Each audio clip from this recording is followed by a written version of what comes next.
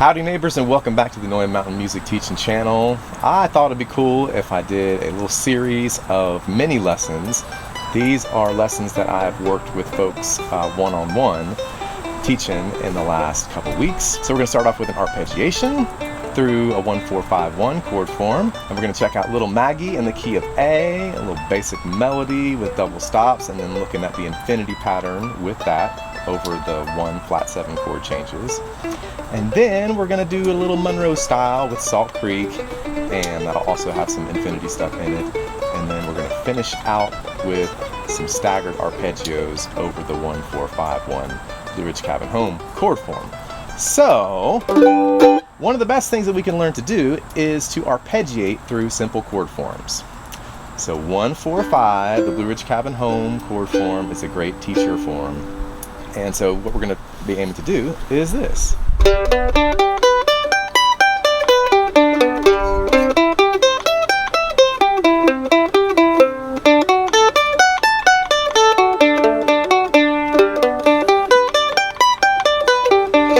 And so with the modern count, it's going to sound like this. 1 and a 2 and a 3 and a 4 and 1 and a 2 and a 3 and a 4 and 1 and a 2 and a 3 and a 4 and 1 and a 2 and a 3 and a 4. It's just a very good general practice to be engaging with to get the chord tones more familiar with your muscle memory. Okay? Not that you'd necessarily play the break like this. You could, but it's a good starting place to get to know the chord form.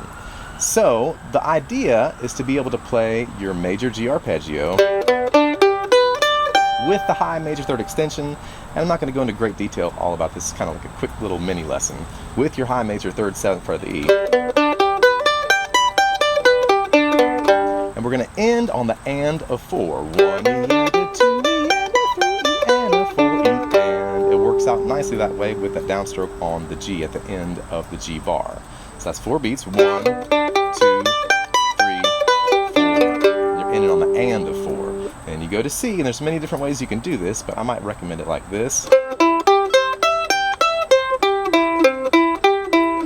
So you're starting on the low C note, 5th fret of the G, all the way up to the 3rd fret of the E,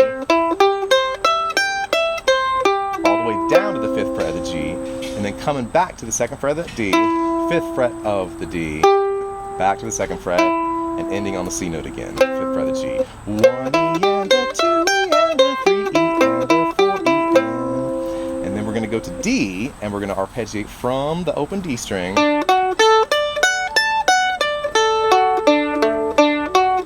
you can see this time we're going up to the arpeggio on the 5th fret of the E, all the way down to the D, and then we're going to get our A note, 2nd fret of the G, back to the open D, up to the major 3rd, 4th fret of the D, and then back to the D. So that's 1 E and a 2 E and a 3 E and a 4 E and then back to G, just the same way we did it in the beginning.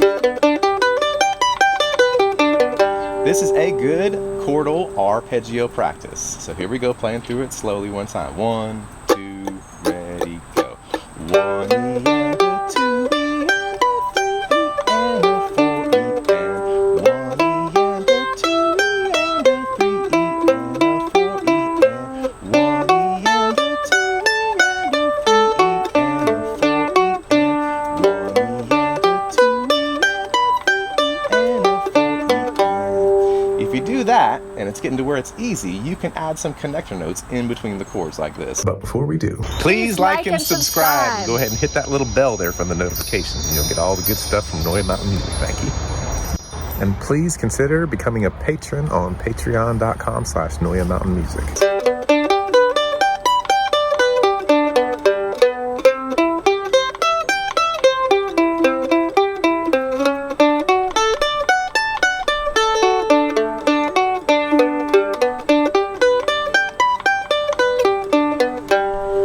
Adding the last 16th note in there. In G, it was the 4th fret leading to the C note.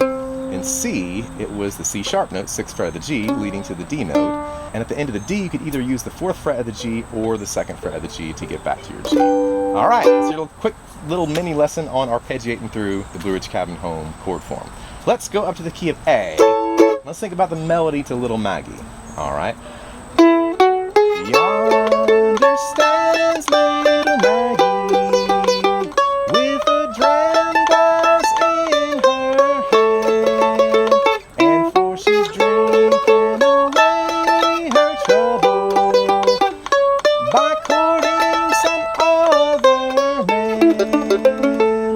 phrase this A chord a little bit differently. You can go and 4 and 1 E and a 2 and 3 E and a 4 E and a 1 and you can kind of move to that 51 double stop over the G chord quicker. Or you can hold the A a little bit longer.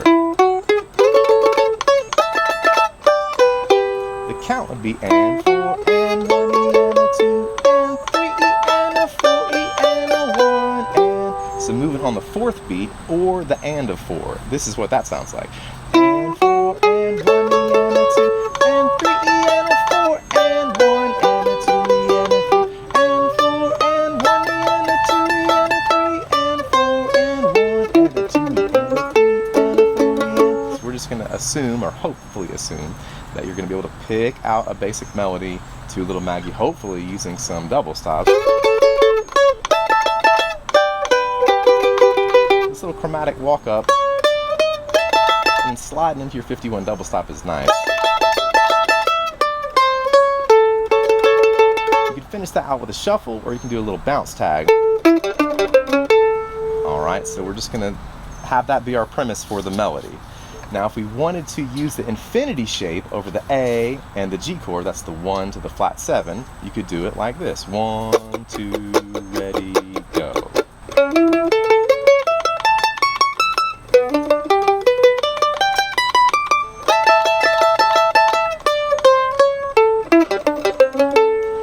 So you can check out the infinity pattern in this video up here. But if you want a nice little way to apply it into a bluegrass standard, this is a perfect way to do that. So we're ascending through infinity in A, ascending through G, and then hitting the downbeat of the split bar. So using these two devices over the A and the G, and then getting back into the melody for the split bar. You could also reverse that. You could come down through infinity,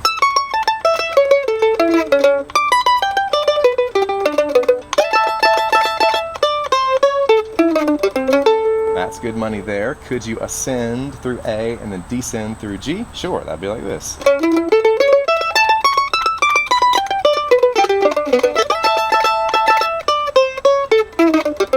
Could you reverse that? Come down through A and then up through G? For sure.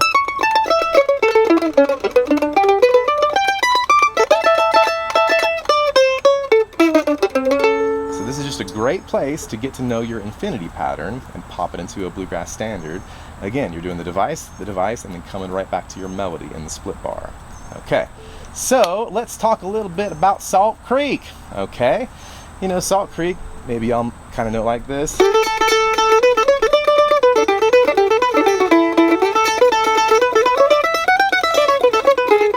Something like that. That's a little leaning towards Monroe Style, but hopefully you got a good melody going. So what we want to do is talk about some Monroe texture that we can put in there. So if we're starting with our staggered arpeggios on the bottom of the A, we're using that D note on the A string, 5th fret, as our target note. So we're going to 1 E and a 2 E and a 3 E and a. We're coming back to the 4th fret on the upstroke of that the of 3, and then hitting our target note, which is the 5th fret of the A. And you can have a little shuffle there before we're going to our staggered arpeggio in G. When we get to the 2nd fret of the A there, we'll come back down with a little linear kind of scalar motion to hit our next target note, which is going to be the 2nd fret of the E. Or, which would be a little bit more staggered. Okay, this might be going by kind of fast, but it's a quick little mini lesson. If you want to do a one-on-one, I can help you with that. Pick out all the notes by ear. But here it is. So that's our 1 and our flat 7. One thing I like to do is I like to split the shuffle between the 5th fret of the A and then hit the upstroke as the of 4 before going to the staggered arpeggio in G. Again, you can do that same kind of thing with the shuffle on the 2nd fret of the D to get your first finger to go to the 2nd fret of the G a little bit more easily. Bobo's not sure about that one. So we got our A, G, and then we do the A part again. And then we have our ending lick, or however you like to do that. So the whole A part with a staggered arpeggio connecting to the anchor note is going to sound like this.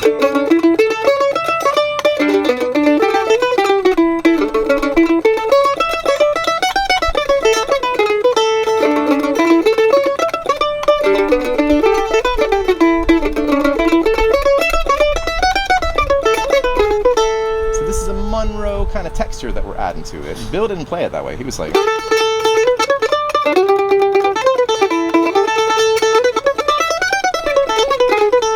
but we're doing this Monroe style staggered arpeggio, which sounds great. Kind of earthy texture.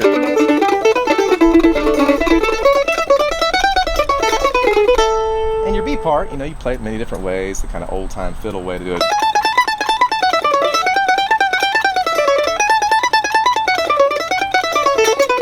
We want to get some infinity action in here, so we're going to start off with our infinity ascending in A.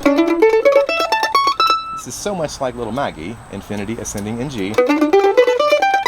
One more time in A.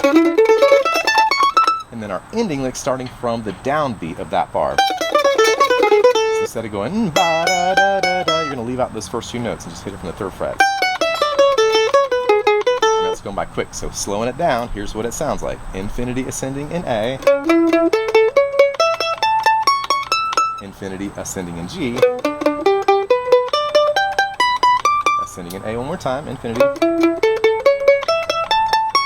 then your ending lick without stopping.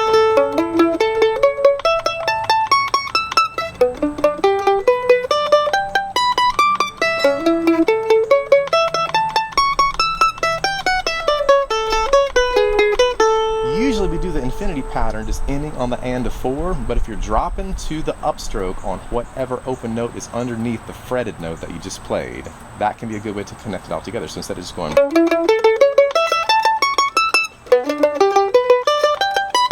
and having that last downstroke be your last note of the bar, you can use the upstroke on the open string underneath whatever note you just fretted. In that case, the open E.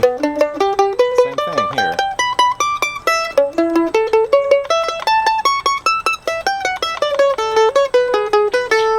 Okay, so that is another great way to get the infinity into your repertoire. Practice makes perfect. Again, you could reverse the direction of the infinity over the A and the G. Or switch and swap, like ascend through A, descend through G.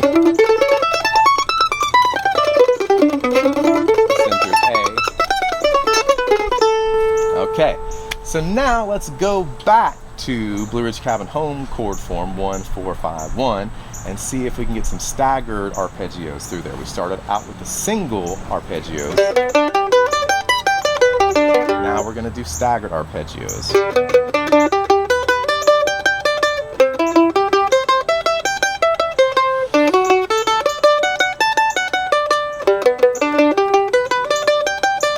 So you want to square out the bar so you're ending on the and of 4. 1 E and a 2 E and a 3 E and a 4 E and then go to C. 1 E and a 2 E and a 3 E and a 4 E and go to D. 1 E and a 2 E and a 3 E and a 4 E and then back to G. So this is a great way to get to know your staggered arpeggios. Okay? Not that you would necessarily play it this way, but it's good to be able to do it if you want to do it, and especially if you don't know the melody, you can just do your staggered arpeggios over the chord form and you have something good to play there. It's really good to go from here to switching and swapping with the melody. So you play your staggered arpeggios in G and then get into the melody on the 4 chord. You probably hear me talk about this a lot.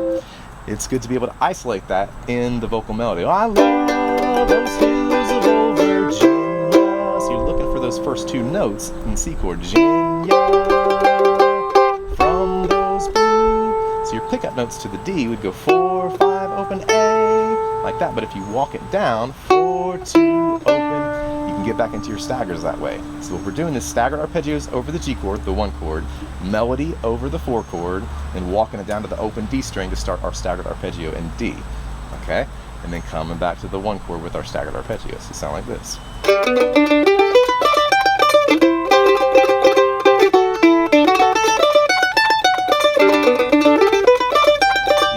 reverse the direction of the arpeggio, starting from the major third or the 1 up high on the E string.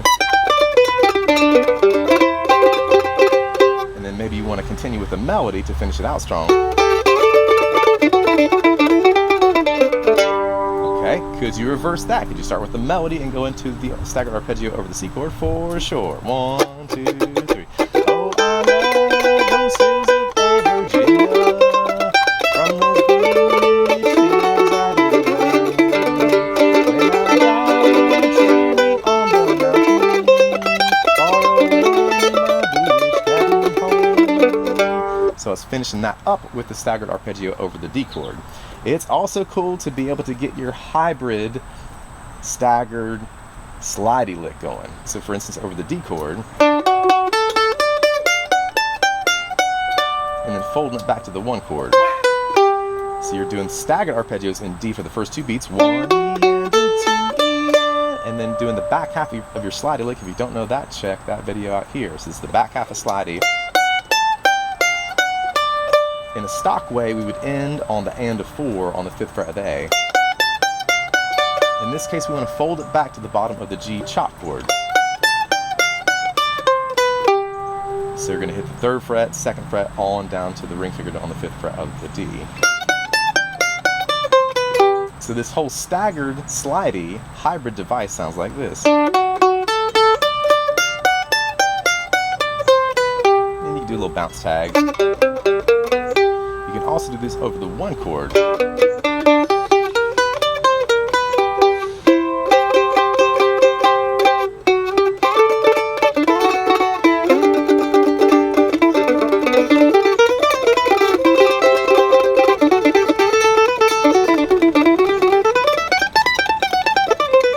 That's a good little lick.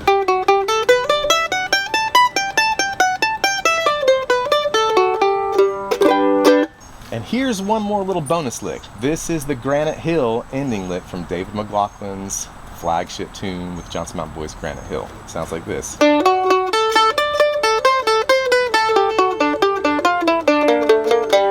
I'll give this one to you note for note. This starts off staggered, open D, up then a down on the 4th fret, up then a down on the open A, up then a down on the 5th fret of the A. Little staggered arpeggio. Your next stroke is going to be an upstroke on the open A.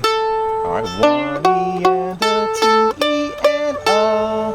And here's a little bounce move. 3 E and a 4. So you go 3 0 3 2 0.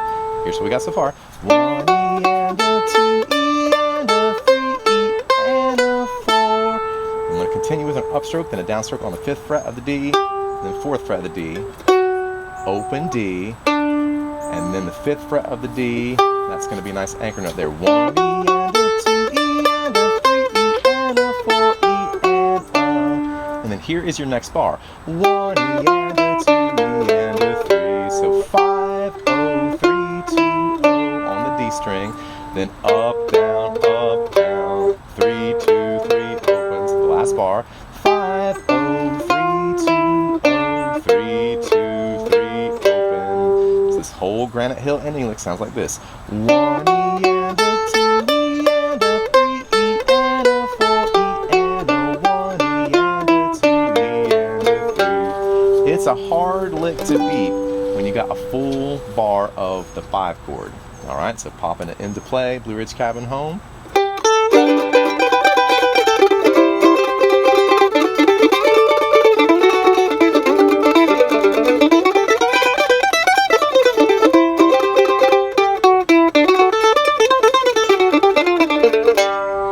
Out of the C chord, we were walking that down to meet the 5 chord on its downbeat on the open D for the Granite Hill ending lick.